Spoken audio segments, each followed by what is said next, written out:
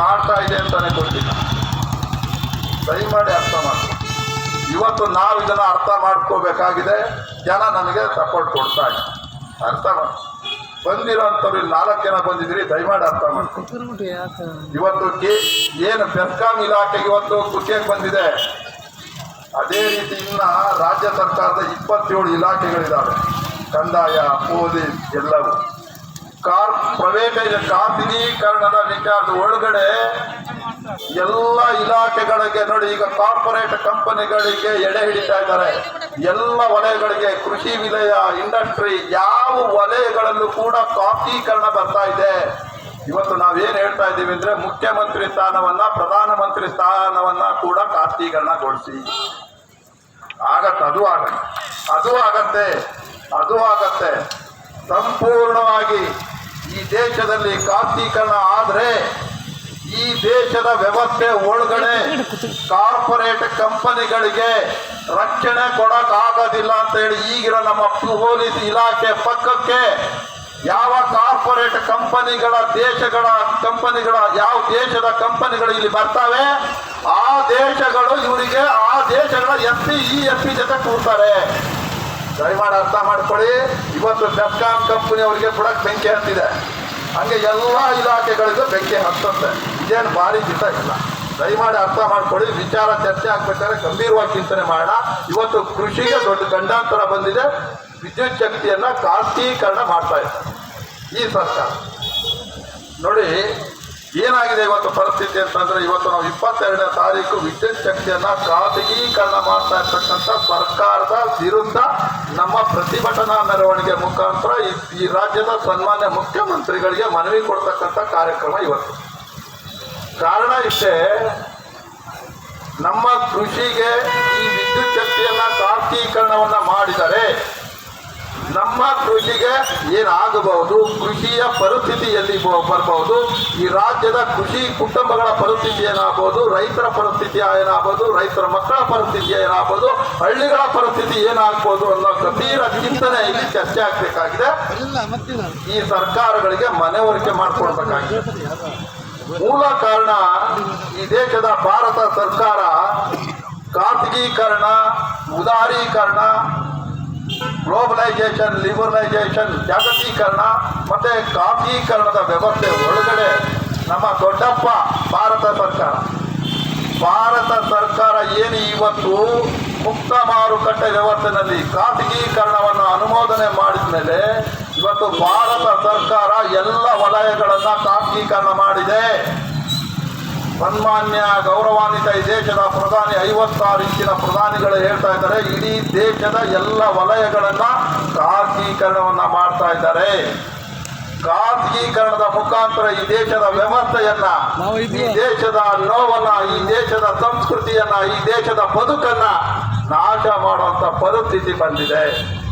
ಕಾರಣ ನಿಮಗೆ ಒಂದು ಹೇಳಲಿಕ್ಕೆ ಬರ್ತೀನಿ, ಈ ದೇಶದಲ್ಲಿ 18 ಸ್ಟೀಲ್ ಅಥಾರಿಟಿ ಆಫ್ ಇಂಡಿಯಾ, ಅದರ ಮುಖೇನ ಭಾರತ ದೇಶದ 18 ಪ್ರಮುಖ ಕಬ್ಬಿಣದ ಕಾರ್ಖಾನೆ, ಅದರಲ್ಲಿ ಒಂದು ಭದ್ರಾವತಿ VSL, ಎಲ್ಲದನ್ನ ಕೂಡ ಸ್ಟೀಲ್ ಅಥಾರಿಟಿ ಆಫ್ ಇಂಡಿಯಾದ ಮುಖಾಂತರ ಭಾರತ ದೇಶದ 18 ಉದ್ದಿಮೆಗಳನ್ನ ಖಾಸಗೀಕರಣಗೊಳ್ಳಲಿಕ್ಕೆ ರೆಡಿಯಾಗಿದೆ.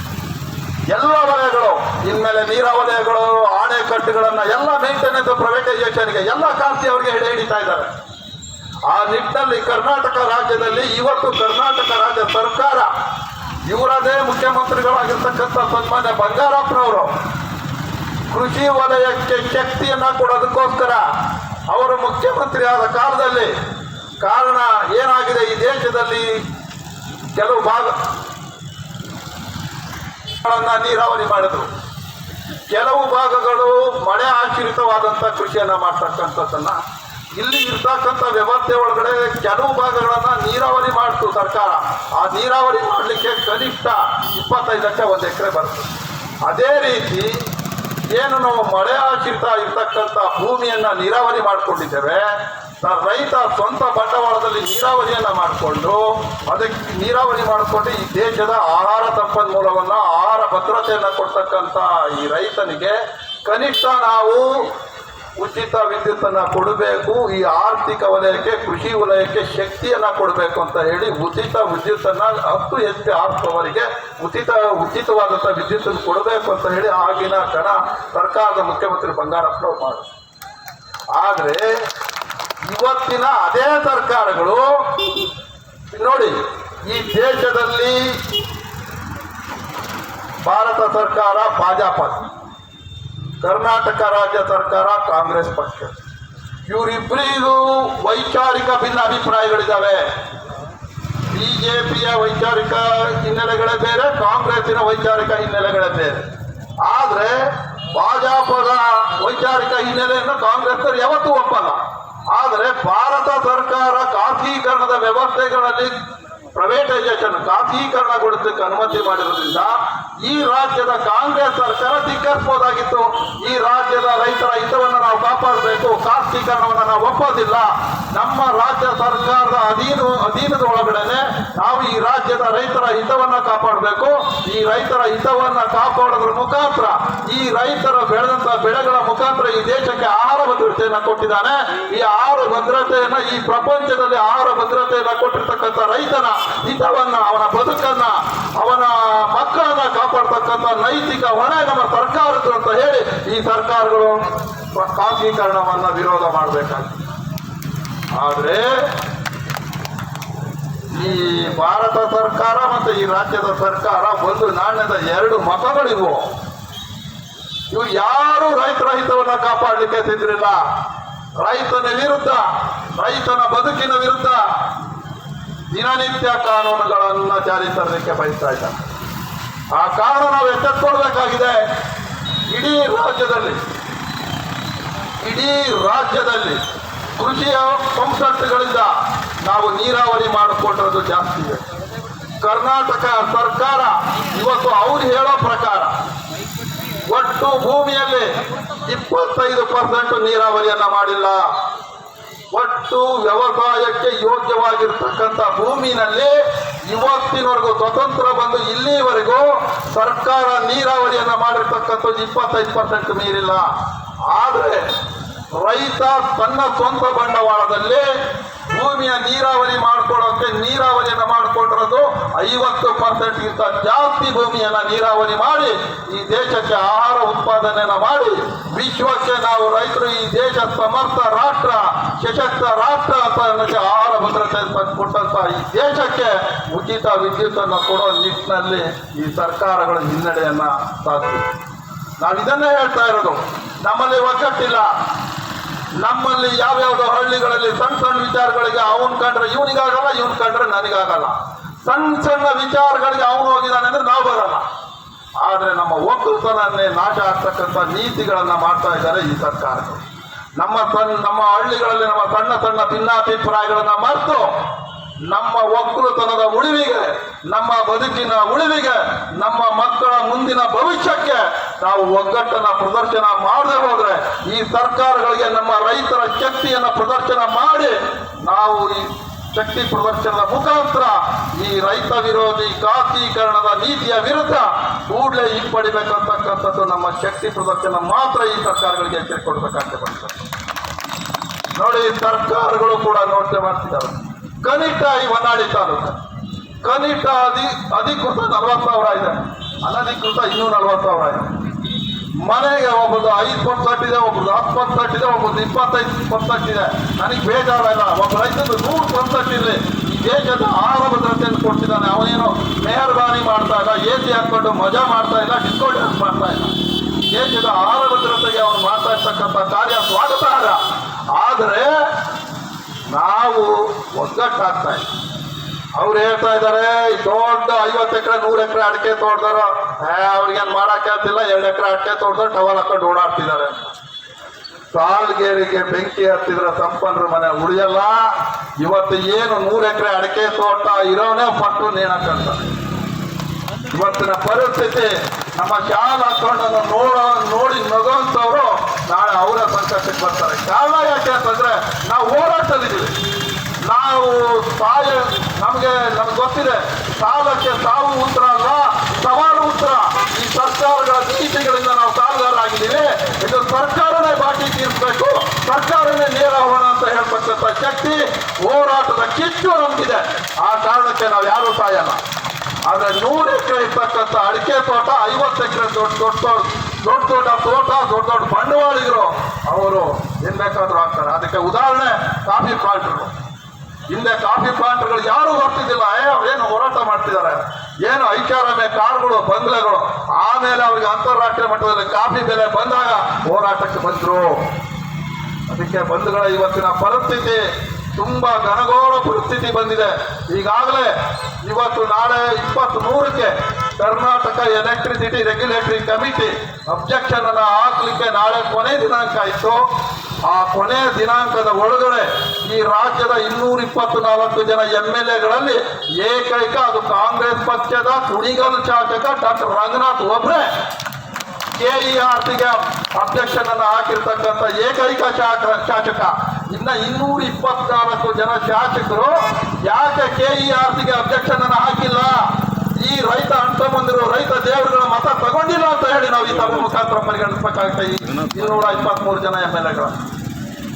ಈ 223 ಜನದಲ್ಲಿ ಕೇವಲ ಒಬ್ಬ ಶಾಸಕರು KERCಗೆ ಅಬ್ಜೆಕ್ಷನ್ ಅನ್ನು ಹಾಕಿದ್ದಾರೆ. ಉಳಿದವ್ರು ಯಾರು ಹಾಕಿಲ್ಲ. ಅಂದ್ರೆ ಎಲ್ಲಾ ವಿಧಾನಸಭೆ ವ್ಯಾಪ್ತಿಗಳು ಯಾರು ನಮ್ಮ ಅನ್ನದಾತ ದೇವರುಗಳ ಮತ ಹಾಕಿಲ್ವಾ? ನೀವು ಯೋಚನೆ ಮಾಡಬೇಕಾಗಿದೆ ಮುಂದಿನ ದಿನಗಳಲ್ಲಿ. ಬಂಧುಗಳೇ, ಇದನ್ನ ತಾವು ಅರ್ಥ ಮಾಡ್ಕೊಳ್ಳಿ. ಯಾರು ನಮ್ಮ ಪರವಾಗಿ, ಯಾರು ನಾವು ಈ ವಿಧಾನಸಭಾ ಕ್ಷೇತ್ರದೊಳಗಡೆ ಈ ಅನ್ನದಾತರು ಮತ ಹಾಕಿ ಇವ್ರನ್ನ ಶಾಸಕರನ್ನ ಮಾಡಿದ್ದೀವಿ, MP ಗಳನ್ನ ಮಾಡಿದ್ದೀವಿ, ಅವ್ರು ಯಾವ ಪಕ್ಷದವರೇ ಇರಲಿ, ನಾವು ಯಾರನ್ನ ಪ್ರಶ್ನೆ ಮಾಡುತ್ತೇವೆ. ನಾವು ಅವರ ಹೊಣೆಗಾರಿಕೆಯನ್ನ, ಅವರ ಜವಾಬ್ದಾರಿಯನ್ನ ಮಾತ್ರ ನಾವು ಹೇಳಲಿಕ್ಕೆ ಬಯಸ್ತೀವಂತೆ. ಆ ಜವಾಬ್ದಾರಿಗಳನ್ನ ಅವರು ನಿರ್ವಹಿಸಿಲ್ಲ ಅಂತಂದ್ರೆ ನೀನು MLA ಆಗ್ಲಿಕ್ಕೆ ನಾಲಾಯಿಕ್. ಮುಂದೆ ಚುನಾವಣೆ ಬಂದಾಗ ನಿಮಗೆ ಏನು ಉತ್ತರ ಕೊಡಬೇಕು, ನಾವು ಅನ್ನದಾತ ದೇವರುಗಳು, ಅನ್ನದಾತ ಪ್ರಭುಗಳು ನಿಮಗೆ ಉತ್ತರ ಕೊಡ್ತೀವಿ ಅಂತ ಹೇಳಲಿಕ್ಕೆ ಈ ಸಭೆ ಮೂಲಕ ಅವ್ರಿಗೆಲ್ಲರಿಗೂ ಎಚ್ಚರಿಕೆ ಕೊಡ್ತಕ್ಕಂಥ ಕೆಲಸ ನಾವು ಮಾಡ್ತಾ ಇದ್ದೀವಿ. ಇವತ್ತು ಸಂಪೂರ್ಣವಾಗಿ ಖಾಸಗೀಕರಣಕ್ಕೆ ಅವಕಾಶ ಮಾಡಿ ಕೊಟ್ಟಿದ್ದೆ ಆದ್ರೆ ನಾವ್ಯಾರು ರೈತರು ಕೃಷಿಯನ್ನ ಮಾಡ್ಲಿಕ್ಕೆ ಆಗೋದಿಲ್ಲ. ಯಾವ ಕಾರಣಕ್ಕೂ ಕೃಷಿಯನ್ನ ಮಾಡಕ್ಕಾಗೋದಿಲ್ಲ. ಕನಿಷ್ಠ 5 HP ಮೋಟ್ರಿಗೆ ಕನಿಷ್ಠ ವರ್ಷಕ್ಕೆ 1.5 ಲಕ್ಷದಿಂದ 2 ಲಕ್ಷ ಬಿಲ್ ಕಟ್ಟಬೇಕಾಗ್ತದೆ. ಮನೆ ಬಿಲ್ ಅನ್ನ 1,500-2 ಸಾವಿರ ಕಟ್ಟಲಿಕ್ಕಾಗದೆ ಇರ್ತಕ್ಕಂಥ ಪರಿಸ್ಥಿತಿ ಈ ರಾಜ್ಯದ ರೈತರ ಪರಿಸ್ಥಿತಿ ಇದೆ.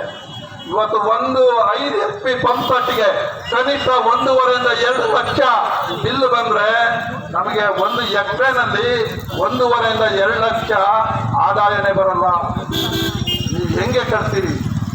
ಯಾವ ಸರ್ಕಾರಗಳು ಈ ರೈತನ ತೆರಿಗೆಗಳನ್ನ ಪಾವತಿದಾರನ ಪಾವತಿಯ ಶಕ್ತಿಯನ್ನು ಅನುಸರಿಸಿ ಪಾವತಿ ಒಬ್ಬ ವ್ಯಕ್ತಿಯ ತೆರಿಗೆಯನ್ನು ಕಟ್ಟೋ ಶಕ್ತಿಯನ್ನು ಆಧಾರವಾಗಿ ಇಟ್ಕೊಂಡು ಅವ್ರ ಮೇಲೆ ತೆರಿಗೆ ಹಾಕ್ಬೇಕು. ತೆರಿಗೆನೇ ಕಟ್ಟಲಿಕ್ಕೆ ಆಗದೆ ಇರುವಂತ ತೆರಿಗೆನ ನಮ್ಮ ಮೇಲೆ ಹಾಕಿದ್ರೆ ಅವನ್ನ ನಾವು ಕಾನೂನು ಅಂತ ಒಪ್ಪಕ್ಕಾಗುತ್ತೆ. ಅದನ್ನ ನಾವು ಧಿಕ್ಕರಿಸಬೇಕಾಗ್ತದೆ. ನಾವು ಒಗ್ಗಟ್ಟಾಗಬೇಕಾಗ್ತದೆ. ಒಗ್ಗಟ್ಟಾಗಿ ಒಂದು ಶಕ್ತಿಯ ಆಂದೋಲನ ಆಗಬೇಕಾಗಿದೆ. ಈ ತಾಲೂಕಿನಲ್ಲಿ ನನಗೆ 40 ಅಧಿಕೃತ 40 ಪಂಪ್ ಸೆಟ್, 40,000 ಪಂಪ್ ಸೆಟ್ ಇದಾವೆ. ಒಳೆ ಅವಳಲ್ಲಿ ನಾನು ಈ ಹಿಂದೆ ಬಂದಾಗ 600 ಪಂಪ್ ಸೆಟ್ ಎಲ್ಲ ಒಳಗಡೆಗೆ ಪಂಪ್ ಸೆಟ್ ಹಾಕೊಂಡು ಎಲ್ಲ ಲೈನ್ ಕಟ್ ಮಾಡಾಕಿತ್ತು. ಮರು ಕನೆಕ್ಷನ್ ಕೊಟ್ಟಿದ್ವಿ ಒಳೆ ಹಳ್ಳಿ. ಮರ್ತಿದಾರ ಒಳೆ ಹಳ್ಳಿನಲ್ಲಿ ಎಲ್ಲ ರಾಜಕಾರಣಿಗಳಿಗೆ, ರಾಜಕೀಯ ಪಕ್ಷಿಗಳಿಗೆ ಹೋಗಿದ್ದಾರೆ. ಹೋಗಿ ನಾವು ಬೇಜಾರಿಲ್ಲ. ನೀವು ಚುನಾವಣೆ ಯಾವ ಪಕ್ಷಕ್ಕೆ ಕರೆ ಮಾಡಿ, ಯಾರಿಗಾರ ಮತ ಹಾಕಿ, ಆದ್ರೆ ನಮ್ಮ ಬದುಕಿಗೆ ಗಂಡಾಂತರ ಬಂದಾಗ ನೀವು ಒಗ್ಗಟ್ಟನ್ನ ಪ್ರದರ್ಶನ ಮಾಡಲಿಕ್ಕೆ ನೀವು ಸಿದ್ಧರಾಗಬೇಕು. ಇದು ನಮ್ಮ ಹೋರಾಟದ ಗುರಿ. ನಾವು ಯಾವ್ದು ಸಾಕಿದ್ರೆ ಪ್ರಶ್ನೆ ಮಾಡೋಣ. ಆದ್ರೆ ನಿಮ್ಮ ಕೃಷಿನೇ ನಾಶ ಆದಂತ ಪರಿಸ್ಥಿತಿ ಬಂದಾಗ ಇನ್ನೂ ರಾಜಕೀಯ ಪಕ್ಷಗಳ ಜೊತೆ ನೀವು ಹೋಗೋದಾದ್ರೆ ನಿಮ್ಮಂತ ನತದೃಷ್ಟ ರೈತರು ಯಾರು ಇಲ್ಲ ಇದಾಗ್ತದೆ. ದಯಮಾಡಿ ನಾನು ಹೇಳ್ತಾ ಇದ್ದೀನಿ, ಬರೋ ದಿನಗಳು ಯಾವುದೇ ಸರ್ಕಾರಗಳು ನಮ್ಮ ಪರವಾಗಿಲ್ಲ. ಈಗಾಗಲೇ ಕರ್ನಾಟಕದಲ್ಲಿ ಕಾಂಗ್ರೆಸ್ ಇದೆ, ಭಾರತದಲ್ಲಿ ಭಾಜಪಾ ಜನತಾ ಪಕ್ಷ ಸರ್ಕಾರ ಇದೆ. ಇವರು ಯಾರು ನಮ್ಮ ರೈತ ಪರ ಕಾನೂನುಗಳು ಮಾಡಲಿಕ್ಕೆ ಸಿದ್ಧ ಇಲ್ಲ. ರೈತ ಕೃಷಿ ಕಾನೂನುಗಳನ್ನ 1.5 ವರ್ಷ ಡೆಲ್ಲಿನಲ್ಲಿ ಕನ್ನಿಗೋಡರಲ್ಲಿ ದೆಹಲಿಯಲ್ಲಿ ಕೂತ್ಕೊಂಡು ಕುಂಡು ಹೊಡೆದಂತ ಸರ್ಕಾರಗಳಿದ್ದಾವೆ. ರೈತ ಪರ ಕಾನೂನುಗಳನ್ನ ಮಾಡಲಿಕ್ಕೆ ಯಾವ ಸರ್ಕಾರಗಳಿಲ್ಲ. ರೈತ ಬೆಳೆದಂತ ಬೆಳೆಗಳನ್ನ ವೈಜ್ಞಾನಿಕ ಬೆಲೆ ಕೊಡೋದಿಲ್ಲ, ಬೆಂಬಲ ಬೆಲೆಯನ್ನು ಕೊಡೋದಿಕ್ಕೆ ಈ ಸರ್ಕಾರಗಳಿಗೆ ಶಕ್ತಿ ಇಲ್ಲ. ಆ ಕಾರಣ ಈ ಎಲ್ಲ ಸರ್ಕಾರಗಳು ಕಾರ್ಪೊರೇಟ್ ಕಂಪನಿಗಳ ಏಜೆಂಟ್ಗಳು ನಮ್ಮ ಕೃಷಿಯನ್ನು ಉಳಿಸ್ಕೊಳ್ಳಿಕ್ಕೆ, ನಮ್ಮ ಮನೆಯನ್ನು ಉಳಿಸ್ಕೊಳ್ಳಿಕ್ಕೆ, ನಮ್ಮ ಭವಿಷ್ಯದ ಮಕ್ಕಳ ಭವಿಷ್ಯವನ್ನು ಉಳಿಸ್ಕೊಳ್ಳಿಕ್ಕೆ ನಾವು ಒಂದಾಗದೇ ಇದ್ರೆ ನಮಗೆ ಭವಿಷ್ಯ ಇಲ್ಲ, ರೈತ ಕುಟುಂಬಗಳಿಗೆ ಭವಿಷ್ಯ ಇಲ್ಲ. ಇದನ್ನ ಅರ್ಥ ಮಾಡ್ಕೊಳ್ಳಿ. ಇದು ಯಾವುದು ವೈಯಕ್ತಿಕವಾದಂತ ವಿಚಾರ ಅಲ್ಲ, ಇದು ಯಾವುದೇ ರಾಜಕಾರಣ ಇರ್ಬೋದು. ಇದನ್ನ ಅರ್ಥ ಮಾಡ್ಕೋಬೇಕು. ಯಾಕಿನ ಸಭೆಯಲ್ಲಿ ಇವ್ರನ್ನ ಕಳ್ತಿರೋದು ರೈತರ ಹಿತ ಕಾಪಾಡಿ ಅಂತ. ಇವ್ರು ಯಾರು ಕಾಪಾಡ್ಲಿಕ್ಕೆ ಅಂತಿದ್ರಿಲ್ಲ. ಆ ಕಾರಣ ಇವ್ರಿಗೆ ಎಚ್ಚರಿಕೆಯನ್ನು ಕೊಡ್ಬೇಕಾಗ್ತದೆ. ನಮ್ಮ ಬದುಕಿಗೆ ಯಾರು ಗಂಡಾಂತರ ಆಗ್ತೀರಿ, ನೀವು ಅವಿವೇಕಿಗಳು ಅಂತ ಹೇಳ್ಬೇಕಾಗ್ತದೆ. ನಾವು ಆ ಶಕ್ತಿಯನ್ನ ಬೆಳೆಸ್ಕೊಳ್ದೆ ಹೋದ್ರೆ ನನ್ನಂತ ಮೂರ್ಖರು, ನಮ್ಮಂತ ಮೂರ್ಖ ರೈತರು ಇನ್ನೊಬ್ರಿಲ್ಲ ಅಂತ ಹೇಳ್ಬೇಕಾಗ್ತದೆ. ನೋಡಿ, ಈ ನನಗೆ ನೆನ್ನೆ ವಿಧಾನಸಭೆ ಮತ್ತು ಶಾಸನ ಸಭೆ ಮತ್ತು ಸಂಸತ್ತಲ್ಲಿ ಎಂತೆಂಥ ಅಮಾಂಡ್ಮೆಂಟ್ ಬಿಲ್ಗಳು ಪಾಸ್ ಆಗ್ತಾ ಇದ್ದಾವೆ ಅಂದರೆ ಇವ್ರು ಯಾರು ನಮ್ಮನ್ನು ನೋಡೋ ನಷ್ಟಗಳಿಗೆ ಮುಂದಿನ ದಿನ ಗೊತ್ತಾಗ್ತದೆ. ಈ ತಹಸೀಲ್ದಾರ್ಗಳು ಜೇಸಿಗಳಿಗೆ ಗೊತ್ತಾಗ್ತದೆ. ಮುಂದೊಂದು ದಿನ ಇದೇ ತಹಸೀಲ್ದಾರ್ ಪಕ್ಕ ಇನ್ನೊಬ್ಬ ತಹಸೀಲ್ದಾರ್ ಬರ್ತಾರೆ, ಇದೇ ಎಸಿ ಪಕ್ಕ ಇನ್ನೊಬ್ಬ ಎಸಿ ಬರ್ತಾರೆ, ಇದೇ ಪೊಲೀಸ್ ಸೂಪರ್ಡೆಂಟ್ SP ಪಕ್ಕ ಇನ್ನೊಬ್ಬ ಸೂಪರ್ಡೆಂಟ್ SP ಬರ್ತಾರೆ. ನಮ್ಮನ್ನ ನೋಡಿ ನಗುವವರು ಮುಂದೆ ಒಂದು ದಿನ ಅವರಿಗೆ ಅರ್ಥ ಆಗ್ತದೆ. ಇವತ್ತು ಎಲ್ಲದನ್ನ ಖಾಸಗೀಕರಣ ಮಾಡೋದಕ್ಕೆ ಬ್ಯಾಂಕ್ ಸೆಕ್ಟರ್, ಇನ್ಶೂರೆನ್ಸ್ ಸೆಕ್ಟರ್, ಎಲ್ಲ ವಲಯಗಳನ್ನ ನಿಮಗೆ ಫಸಲ್ ಬಿಮಾ ಯೋಜನೆ ಅಂತ ಹೇಳ್ತಾ ಇದ್ದಾರೆ. ಈಗಾಗಲೇ ಮುಂಗಾರು ಮಳೆ ಬರ್ತಾ ಇದೆ, ಫಸಲ್ ಬಿಮಾ ಇದನ್ನ ಅದು ಬೆಳೆ ವಿಮೆ ಕಟ್ಟಿ ಅಂತ. ಫಸಲ್ ಬಿಮಾ ಇನ್ಶೂರೆನ್ಸ್ ಕಂಪನಿ ಮಾಲೀಕ ಯಾರು ಗೊತ್ತಾ? ಫಸಲ್ ಬಿಮಾ ಇನ್ಶೂರೆನ್ಸ್ ಕಂಪನಿ ಮಾಲಕ ಯಾರು ಹೇಳಿ? ಮುಖೇಶ್ ಅಂಬಾನಿ. ಮುಖೇಶ್ ಅಂಬಾನಿಯ ಒಡೆತದಲ್ಲಿರ್ತಕ್ಕಂಥ ಫಸಲ್ ಬಿಮಾ ಇನ್ಶೂರೆನ್ಸ್ ಕಂಪನಿ ಕಳೆದ ವರ್ಷ ದಾವಣಗೆರೆ ಜಿಲ್ಲೆನಲ್ಲಿ ರೈತರ ಷೇರು, ಸರ್ಕಾರದ ಷೇರು, ಕೇಂದ್ರ ಸರ್ಕಾರದ ಷೇರು ಎಲ್ಲ ಸೇರಿ 125-130 ಕೋಟಿ ಬೆಳೆ ವಿಮೆ ಕಂತು ಪಾವತಿ ಆಗಿದೆ. ದಾವಣಗೆರೆ ಜಿಲ್ಲೆಗೆ ಎಷ್ಟು ಬೆಳೆ ವಿಮೆ ಬಂದಿದೆ ಸ್ವಾಮಿ? 30-40 ಕೋಟಿ ಬಂದಿದೆ ಕಳೆದ 24-25. ಅಂದ್ರೆ ಒಂದು ಜಿಲ್ಲೆಯಿಂದ 100 ಕೋಟಿ. ಭಾರತ ಕರ್ನಾಟಕ ಸರ್ಕಾರದ 28 ಜಿಲ್ಲೆಯಲ್ಲಿ ಎಷ್ಟಾಯ್ತು? 2800 ಕೋಟಿ. ಇಡೀ ದೇಶದ 28 ರಾಜ್ಯದ ಲೆಕ್ಕ ಹಾಕಿ 106 ಕೋಟಿ ಎಡೆ ಹಿಡಿಯುವಂತ ಕೆಲಸ ಭಾರತ ಸರ್ಕಾರದ ನೀತಿಗಳಿಂದ. ಇದು ಬೆಳೆ ವಿಮೆ ನೀತಿ ನಿಮ್ಮ ಸರ್ವೆ ನಂಬರ್ 1ರಲ್ಲಿ ಬರ್ತದೆ, ಸರ್ವೆ ನಂಬರ್ 2ರಲ್ಲಿ ಬರಲ್ಲ. ಈ ಅವೈಜ್ಞಾನಿಕ ಅನ್ಸೈಂಟಿಫಿಕ್ ಬೆಳೆ ವಿಮಾ ನೀತಿಯನ್ನ ನಾವಿಲ್ಲಿ 100 ದಿನ ಹೋರಾಟ ಕೊಟ್ಟಿದ್ವಿ. ನಿಮ್ಗೆ ನೆನಪಿದೆಯಾ ಇಲ್ಲ ಗೊತ್ತಿಲ್ಲ. ಆ ಹೋರಾಟ ಇದೇ ತಾಲೂಕು ಆಫೀಸ್ ಎದುರುಗಡೆ 100 ದಿನ ಕೊಟ್ಟಿದ್ವಿ ಬೆಳೆ ವಿಮೆ ನೀತಿ ವಿರುದ್ಧ.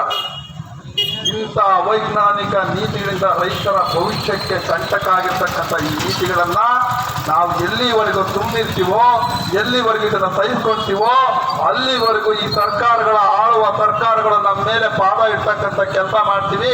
ನಾವು ನಮ್ಮ ಜಾತಿಯವನು, ಅವನ ಜಾತಿಯವನು, ಇವನು ನಮ್ಮ ಮಗ, ಇವನು ಅವ್ರ ಮಗ ಅಂತ ಮತ ಹಾಕೋದನ್ನ ಯಾವಾಗ ಬಿಡೋದಿಲ್ಲ. ಯಾರು ರೈತ ಪರವಾಗಿ, ಸಾರ್ವಜನಿಕರ ಪರವಾಗಿ, ರೈತರ ಹಿತದಕ್ಷನಾಗಿ ಈ ಸಾರ್ವಜನಿಕರ ಹಿತವನ್ನ ಕಾಪಾಡ್ತಕ್ಕಂಥ ನಿಸ್ವಾರ್ಥಿ ರಾಜಕಾರಣಿಗಳಿಗೆ ನಾವು ಮತ ಹಾಕಲ್ವೋ, ನಾವು ನನಗನ್ಸುತ್ತೆ ನಾವು ಹಳ್ಳಿಗಳಲ್ಲಿ ನಾವೇ ಮತದಾರರು ಭ್ರಷ್ಟರಾಗ್ತೀವಿ. ನಾವು ಭ್ರಷ್ಟರಾಗಬಾರ್ದು. ನಮ್ಮ ಮತವನ್ನು ನಾವು ಮಾಡ್ಕೊಳ್ಬಾರ್ದು. ನಮ್ಮ ಬದುಕಿಗೆ ಯಾರು ಬದುಕಿನ ಪರವಾಗಿ, ಕೃಷಿಯ ಪರವಾಗಿ, ಕೃಷಿಯ ನೀತಿಯ ಪರವಾಗಿ ಮಾತಾಡ್ತಾರೋ ಅಂಥವ್ರಿಗೆ ನಾವು ಮತ ಹಾಕ್ತಕ್ಕಂಥ ಕೆಲಸ ಆಗ್ಬೇಕು. ಆ ಕಾರಣ ಈಗಾಗಲೇ ಸಾಕಷ್ಟು ಸಮಯ ಇದೆ. ಈಗಾಗಲೇ ಕೃಷಿ ನೀತಿಯಿಂದ ನಿಮಗೆ ಹೇಳ್ತಾ ಇದ್ದೀನಿ. ಈಗಾಗಲೇ ಕೃಷಿ ಪಂಪ್ ಸೆಟ್ಗಳಿಗೆ ಖಾಸಗೀಕರಣ ಮಾಡಿದರೆ ಮಹಾರಾಷ್ಟ್ರ ರಾಜ್ಯದಲ್ಲಿ ಈಗ ಆಲ್ರೆಡಿ 10 ಜಿಲ್ಲೆನಲ್ಲಿ ಇದೆ. ಟಾಟಾ ಪವರ್ ಲಿಮಿಟೆಡ್ ಅವರಿಗೆ ಕೊಟ್ಟಿದ್ದಾರೆ. ಅಲ್ಲಿ ವಿತರಣಾ ವ್ಯವಸ್ಥೆಯನ್ನ ಟಾಟಾ ಪವರ್ ಲಿಮಿಟೆಡ್ ಕೊಟ್ಟಿದ್ದಾರೆ.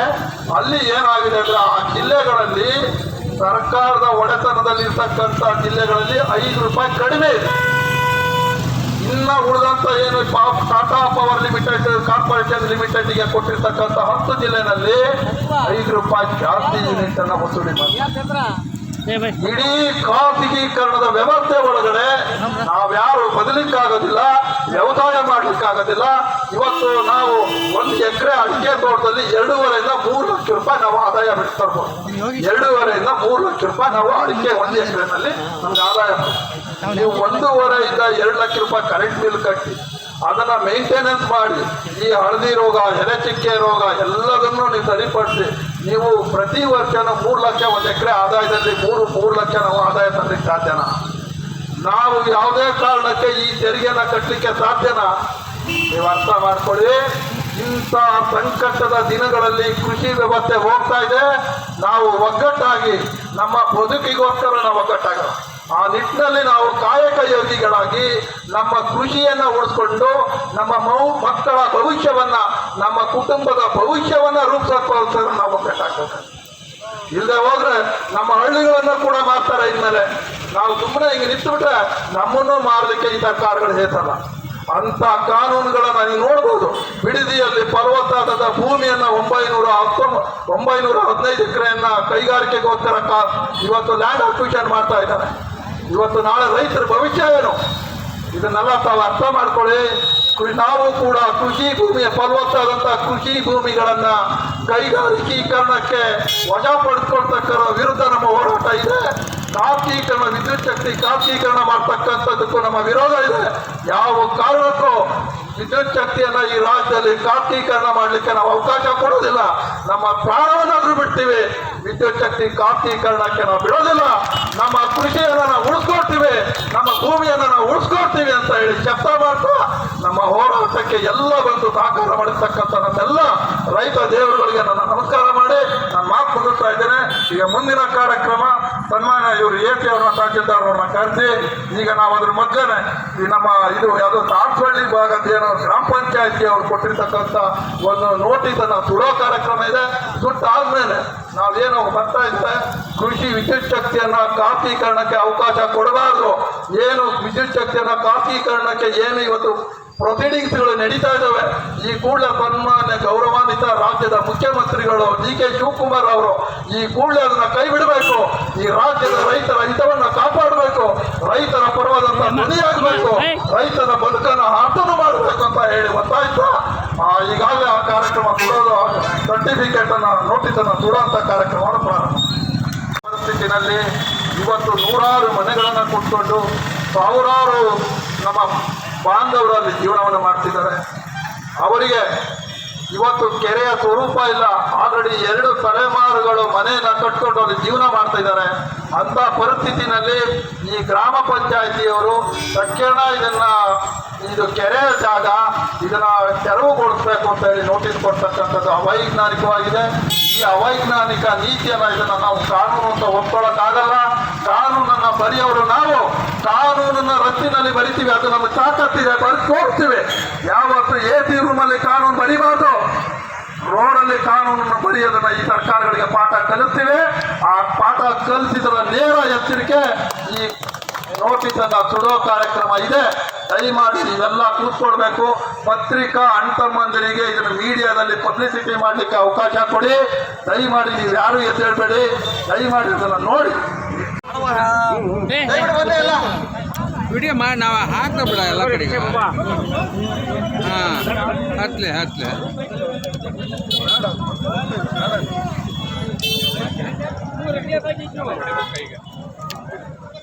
ಕರ್ನಾಟಕ ರಾಜ್ಯ ರೈತ ಸಂಘಕ್ಕೆ ಏನೇ ಬರಲಿ, ಕರ್ನಾಟಕ ರಾಜ್ಯ ರೈತ ಸಂಘಕ್ಕೆ, ಕರ್ನಾಟಕ ರಾಜ್ಯ ರೈತ ಸಂಘಕ್ಕೆ. ಈ ಸಾಸವಳ್ಳಿ ಗ್ರಾಮದ್ದು ಮೊನ್ನೆ ತಮಗೊಂದು ಮನವಿ ಕೊಟ್ಟು ಏನಾಗಿದೆ, ಅಲ್ಲಿ ಕೆರೆ ಸ್ವರೂಪನೇ ಇಲ್ಲ. ದಯಮಾಡಿ ಅದು ಇರೋದನ್ನ ಪರಿಸ್ಥಿತಿ ನೀವು ಸ್ಪಾಟ್ ಇನ್ಸ್ಪೆಕ್ಷನ್ ಕಳಿಸಿ ಅದು ವರದಿ ತರಿಸ್ಕೊಳ್ತೀನಿ ಅಂತ ನಾವು ಹೇಳಿದ್ವಿ.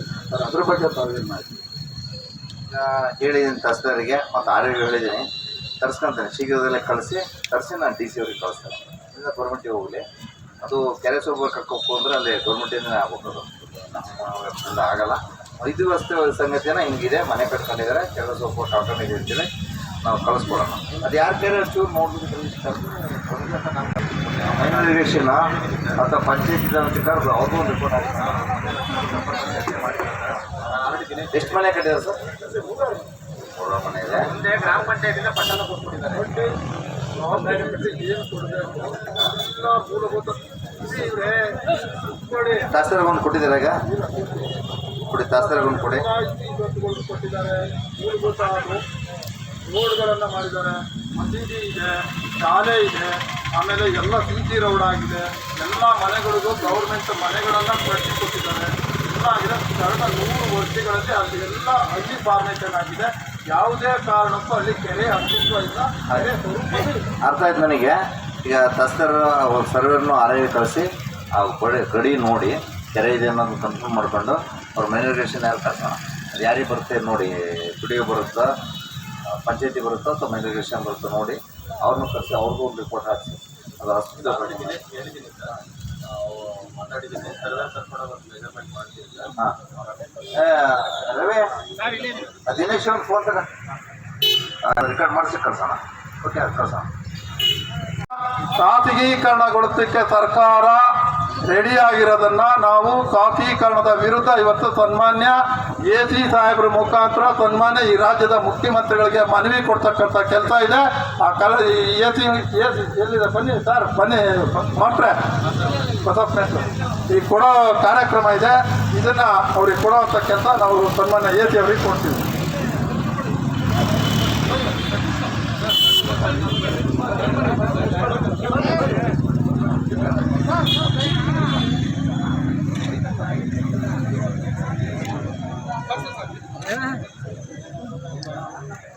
ವಿರುದ್ಧ ನೀವು ಕೊಟ್ಟಂತ ಮನವಿಯನ್ನು ಸ್ವೀಕಾರ ಮಾಡಿದ್ದೀನಿ.